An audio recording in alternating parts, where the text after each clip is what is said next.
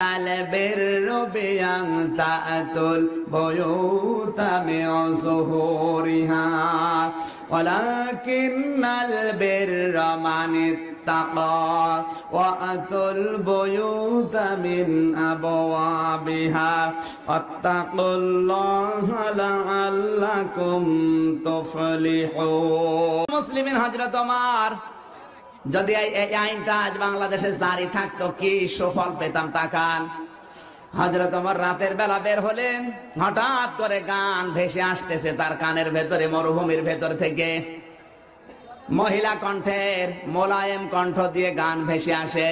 আল কসদুস সুবুলু খুলুকিল বায়ানা আও শাউজিদান হুব্বুল হায়াতি।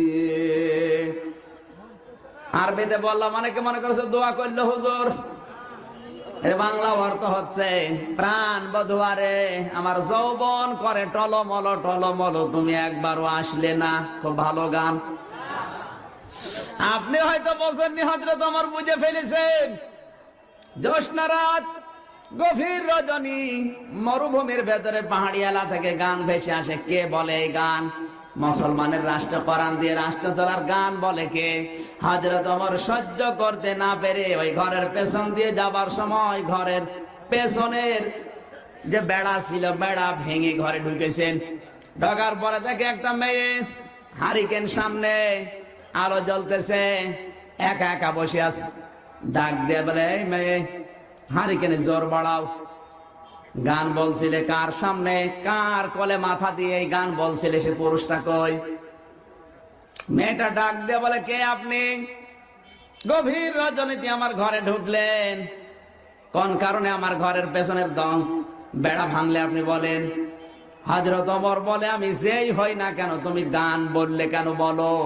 এটা ওমরের রাষ্ট্র, কোরআন দিয়ে দেশ চলে, তুমি কেন গান বললে? মেয়েটা ডাক দিয়ে বলে, কে আপনি? আপনাকে আমি চিনি না। আমি গান বলেছি, কোরআনে কারিমের একটা আয়াত আমি লঙ্ঘন করেছি, আর আপনি আমার ঘরে প্রবেশ করে এই মুহূর্তে কোরআনের 3টা আয়াত লঙ্ঘন করেছেন।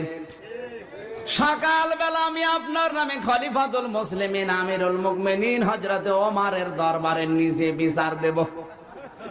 হযরত ওমর চিন্তা করছে, কোন গাড়া কলে পড়লাম, বিচার আমি দেব, আমার নামে বিচার। ডাক দিয়ে বলে, মা, তুমি বিচার দিবা, কোন অপরাধ বলো দেখি? মেয়েটা বলে, আমি কোরআনের হাফেজা। আপনি কোরআনে কারিমের 3টা আয়াত লঙ্ঘন করেছেন।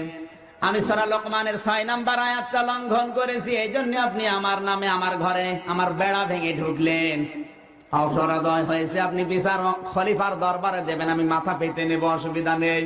কিন্তু আপনি 3টা কোরআনের আয়াত লঙ্ঘন করলেন। 1 নম্বরে আল্লাহ পাক বলেন, লাইসাল বিররু বিআন তা'তুল বুয়ুতা মিন যুহুরিহা ওয়ালাকিন্নাল বিররা মান ইত্তাকা ওয়া আতুল বুয়ুতা মিন আবওয়াবিহা ওয়াত্তাকুল্লাহা লাআল্লাকুম তুফলিহুন।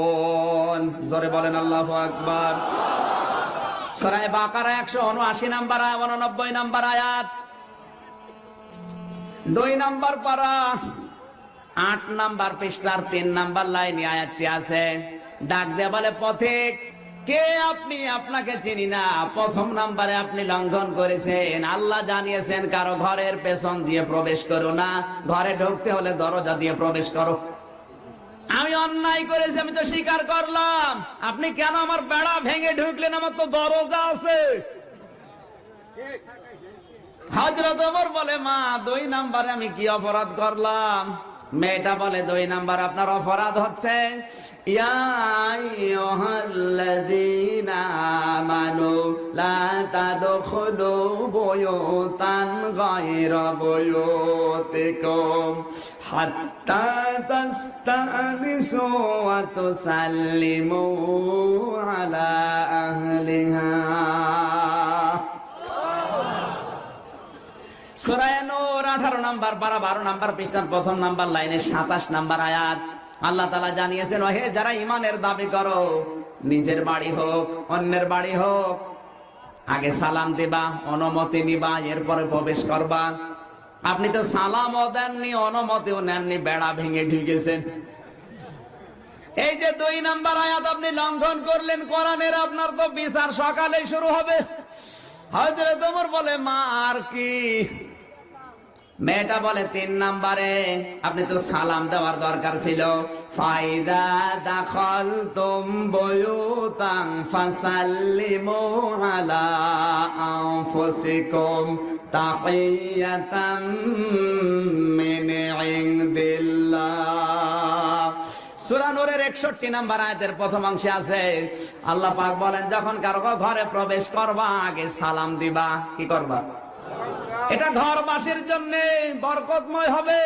এখানে যারা বসে আছে এই আমলটা আমাদের অধিকাংশ মানুষের নেই, বিশেষ করে মুরব্বী মানুষ যারা হকমক করে ঘরে ঢুকে পড়ে, সালাম তো দূরের কথা।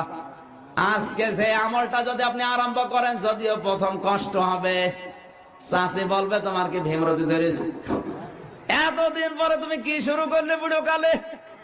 আপনি নবীর এই সুন্নতটা যদি পালন করেন, নবীজি জানিয়েছেন কোন অবাধ্য সন্তানকে যদি প্রতিদিন 25 বার করে সালাম দেওয়া যায়, আমার আল্লাহ অবাধ্য মানুষকে বাধ্য করে দেয়। সালাম নেই এখন, বাই বাই টাটা, খাই খাই, নাই নাই, এইগুলো চলছে। মেয়েটা ডাক দিয়ে বলে, পথিক 3 নাম্বারে আমার প্রশ্ন, আমি বিচার দেব। তোমরা ঘরে প্রবেশ করলে কোরআনে কারিমে আল্লাহ নিষেধ করেছে কি, ইয়া আইয়ুহাল্লাযীনা আমানু জিতানিবু কাসীরাম মিনাস সান্নি ইন্না বা'দা সান্নি ইসমু ওয়া লা তাজাসসু ওয়া লা ইয়াগতাব বা'দুকুম বা'দা আইয়ুহিব্বু আহাদুকুম আন ইয়াকুলা লাহমা আখিহি মাইতান ফাকারিহতুমু ইলা আখিরি আয়াত।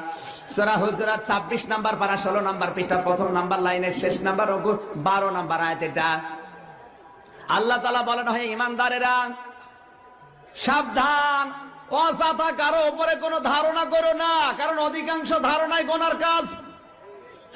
আপনি কেন ধারণা করে আমার ঘরের বেড়া ভেঙে ঢুকলেন? আন্দাজে কোনো কিছু না বুঝে কেন ধারণা করলেন? আপনার নামে আমি বিচার দেব। হযরত ওমর বলে, মা আমি ধারণা করেছি ভুল হয়েছে, বেড়া ভেঙেছি ভুল হয়েছে, সালাম দিয়েছি না দিয়ে ঢুকেছি ভুল হয়েছে, অসুবিধা নেই, তুমি বিচার দিও। তুমি বলো এবার গান বললে কেন? ওই এক কথা, তুমি গান বললে কেন? তুমি জানো না গান বলা নিষেধ?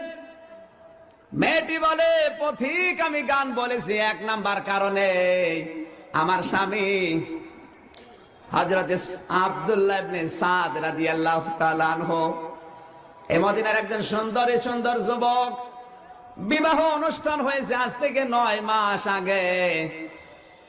বিবাহ অনুষ্ঠানে সব আমার সম্পন্ন হয়ে গেল।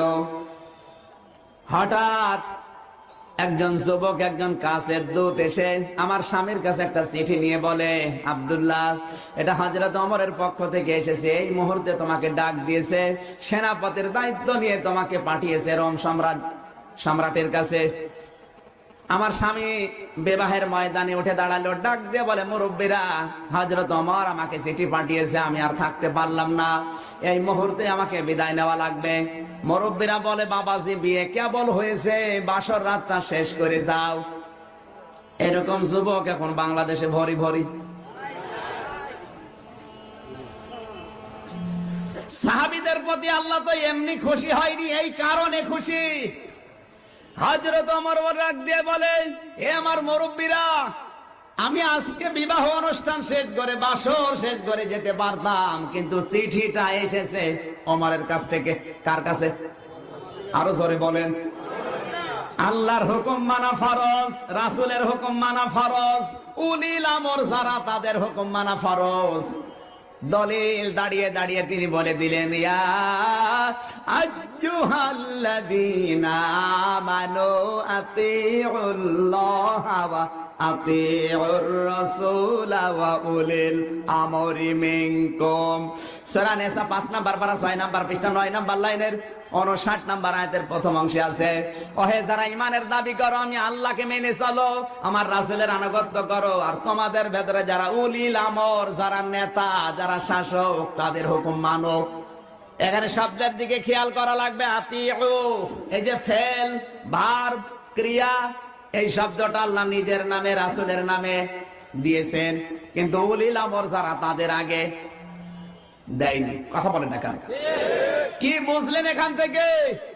যতগুলো মুফাসসির তাফসীর লিখেছে, আমি অধিকাংশ মুফাসসিরের কওল বলছি আল্লাহ রাসূলের হুকুম মানা লাগবে, কোনো প্রশ্ন করা যাবে না। আরো জোরে। আপনি বলছেন আর না বলছেন, মানা লাগবে। কিন্তু উলিল আমর যারা হবে, আল্লাহ রাসূলের পরে দুনিয়ায় যারা নেতৃত্ব দেবে, যারা নেতা হবে, যারা শাসক হবে, ওদের কথা মানা যাবে ওই সময় যখন দেখা যাবে আল্লাহ রাসূলকে মেনে চলে। যদি আপনার নেতা, আপনার খেতা, আপনার মুরব্বি আল্লাহ রাসূলকে মেনে না চলে, তখনও পীর সাহেব হলে ওকে আর মানা যাবে না, হারাম। আজ বাংলাদেশে যদি কার্যকারী থাকতো, হযরত আব্দুল্লাহ ইবনে সাদ ডাক দিয়ে বলে, হে আমার মুরব্বিরা, ওমর যেহেতু আল্লাহ রাসূলকে মেনে চলে, এই জন্য তার হুকুম মানা ফরজ। কথা বলেন না কেন? এই বাসর রাতের যাওয়ার চাইতে এখন আমার তার ডাকে সাড়া দেওয়া ফরজ, কারণ সে আল্লাহ রাসূলকে মেনে চলে। আপনাদের কথা আমি রাখতে পারলাম না, চলে গেলেন। স্ত্রীর কাছে বলে, আমাকে তুমি বিদায় দাও। স্ত্রী বলে, স্বামী আমার কিচ্ছু বলবো না, শুধু ঘরের ভেতরে আসেন, আপনার চেহারাটা একটু দেখে রাখতে চাই, যেন কিয়ামতের ময়দানে আমি আপনাকে স্বামী হিসাবে চিনে নিতে পারি। হযরত আব্দুল্লাহ ইবনে সাদ ডাক দিয়ে বলে, স্ত্রী তুমি যদি ধৈর্য ধারণ করতে পারো, আমি যদি জিহাদের ময়দান থেকে ফিরে আসি সাক্ষাৎ হবে, যদি না আসি জান্নাতের সিঁড়িতে দেখা হবে। আমার স্বামী তো চলে গেছে, 3 মাস পর হয়ে গেল, শুনলাম 3 মাস পরে আসবে। বাসর রাতের যত কিছু ছিল ফুলসজ্জা সব খুলে ফেললাম, 3 মাস পরে আমার আশায় আছে আসবে। হঠাৎ শুনি আমার স্বামীকে ওমর ওখান থেকে আবার আরেকটা জিহাদে পাঠিয়েছে। খলিফাতুল মুসলিমিনের হুকুম, এর জন্য আমি তো কিছু বলতেও পারি না। আবার 3 মাস চলে গেল। 3 মাস পরে আবার এই যে 3 মাস চলে যাচ্ছে, এই 9 মাস হয়ে গেল। আমি শুনলাম যে আবার আমার স্বামী 3 মাস পরে আসবে। আমি সাজগোজ করে বসে আছি, হঠাৎ এক কাছে এসে বলে, তোমার স্বামীকে আমার আরেকটা জিহাদে পাঠিয়েছে। এই যে 9টা মাস হয়ে গেল আমার যৌবন, এই জন্য আমি তো যৌবনের তাড়নায় এই গানটা বলেছি। যদি ভুল হয় আমি ওমরের কাছে মাপ চাবো, তুমি কেন এই 3টা অপরাধ করলে বলো? হযরত ওমর বলে, মা আমারে মাফ করে দেন। এক দৌড়ে বাড়িতে চলে গেলেন। নিজের সন্তান হযরত হাফসাকে ডাক দিয়ে বলে, মা, একটা বিবাহিতা মেয়ে স্বামী ছাড়া কতদিন থাকতে পারে? হযরত হাফসা বলে, বাবা আপনি এই কথা বলেন কেন? বলে, আমার দরকার আছে। একটা বিবাহিতা মেয়ে বিবাহ হওয়ার পরে সর্বোচ্চ স্বামী ছাড়া 4 মাস থাকতে পারে, এর বেশি থাকলে তার কষ্ট হয়। আজ এখানে যারা বসে আছো, নিজের ছেলেকে পাঠিয়ে 14 বছর, বেটার বউ কি অবস্থায় থাকে তুমি তো কোনো খোঁজ রাখো না। তুমি তো আল্লাহর ওলি, শুধু জিকির করে যাচ্ছে, তোমার জিকির নেওয়ার জন্য আল্লাহ বসে আছে। ওই বেটার পর দোয়া নেবে কে? আমাকে নিচে নামবো না, মানে আপনার টাকা লাগে কত? আপনাকে আমি বিদেশ যেতে